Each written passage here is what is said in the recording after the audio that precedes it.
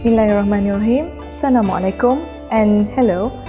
I'm Dr. Sabaria Yaakob. I'm from International Business Department, UUM Kolgis, University Utara Malaysia. Now, I'm going to talk about Chapter 12, which is Global Production, Outsourcing and Logistics. Hello, we're going to do a new chapter today, Chapter 12, Global Production, Outsourcing and Logistics. With every chapter, there will be learning objectives, or rather what I want you to learn after the chapter. Now, in this chapter, you should be able to explain the concept of production and logistics. You should be able to ascertain where production facilities should be located and explain the concept of make and buy.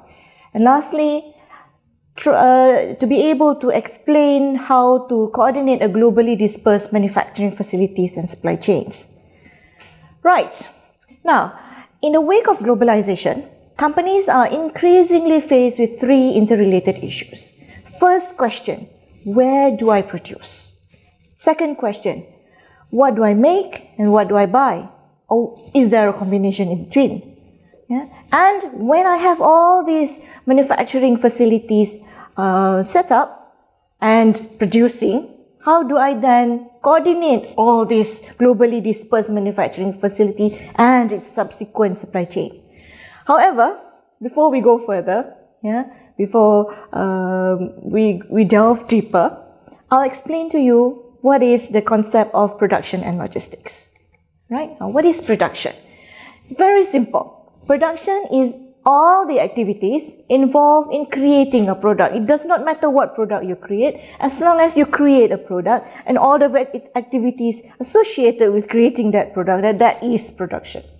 Now, logistics comes after, or rather before and after, right? Now, logistics is the management of product, information and capital flow from the point of origin to the point of consumption.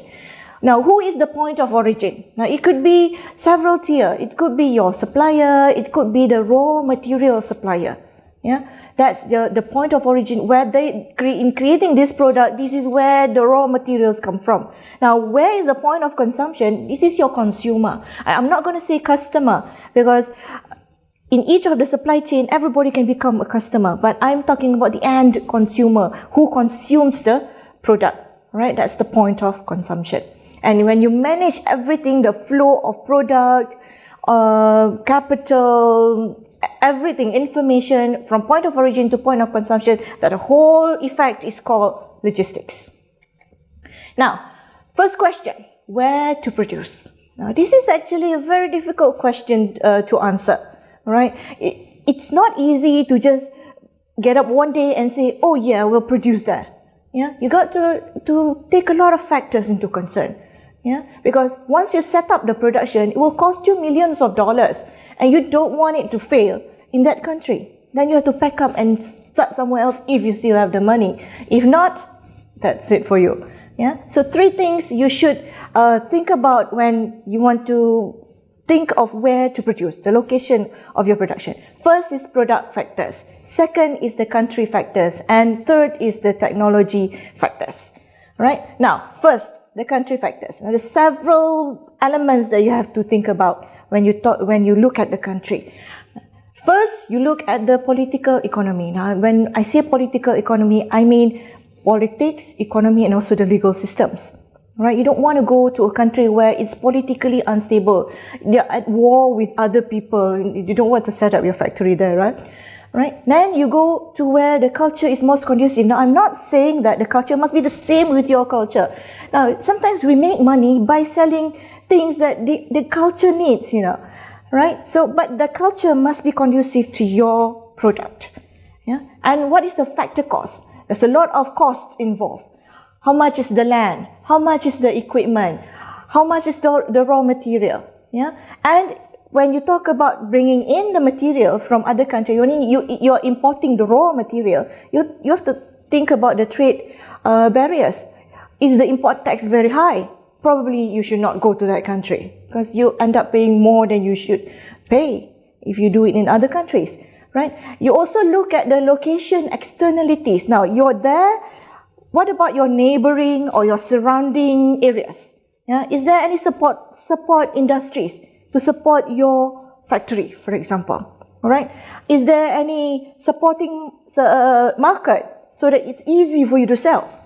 Yeah. And you also look at the exchange rates. Right. We want a country where the exchange rate is stable. Yeah, it does not spike too high, or it does not go too low, or it's not volatile. We want a stable exchange rate. Now, second factor is your technology factor. Now, three things you have to think about when you talk about technology. The first is fixed costs. Yeah. The second is minimum efficient scale, and the third is flexible manufacturing technology. I'll go very quickly of what these things are. Now, fixed costs are costs that are fixed. Yeah. All right. For example, your building. Yeah. Once you buy that land, build a building on it. It's not much, or you cannot change it in a very short time. So that's a fixed cost. The equipments that you buy. Yeah. One of the fixed costs. Right. Now, the second factor is your minimum efficient scale. Now, what is minimum efficient scale? It means that how much do you have to produce in order to break even and subsequently make a profit, right? It could be 1,000, which is enough for you. For example, if you're building an aeroplane, yeah, maybe you just need one or two to be your minimum efficient scale. But if you're producing sugar or electronic products, probably you need thousands and thousands to reach minimum efficient scale. Now, it depends on what you are producing. Right. The third is, do you have flexible manufacturing technology? Now, what is flexible manufacturing technology? For example, now they have, it's not now, it's been around a long time already. You have flexible machine cell, yeah, where the operator just sits in the center of the workstation and he alone will actually assemble the whole thing. Yeah. For example, a computer is assembled by just one person. You do not need a long production line. Or if you cannot do flexible machine cell, you probably could do parallel or concurrent engineering. Right? So those are the three factors technologically that you have to think about. Now, the third factor is the product factor. Now, two things that are of concern here. One is your value to weight ratio, and the other is does your product serve universal need? Now, what is value to weight ratio? Let me explain to you value to weight ratio. All right. Now, take for example a banana. Yeah, banana. Now, banana is quite heavy. Yeah. But the cost of buying banana is not so expensive. Now, the other product that we can compare to is a microchip. Yeah. Take a microchip. It's very light, but very expensive. Now, for a microchip, the value to weight ratio is very high because the value is very high compared to the weight. But for a banana, value to weight ratio is very low because the value of banana is low compared to the heaviness of the banana. So look at your product in terms of value to weight ratio. Second, does your product serve universal need? Now, how does a product serve universal need? For example, sugar. Yeah, take sugar. What do you use sugar for? Yeah, I know you would say you use it for baking, you use it for drinks, but essentially sugar is supposed to sweeten a product, your food or whatever. Yeah, the sweetening effect is a universal need. People use sugar to sweeten. So, if in the case of sugar, then it does serve universal need. Yeah.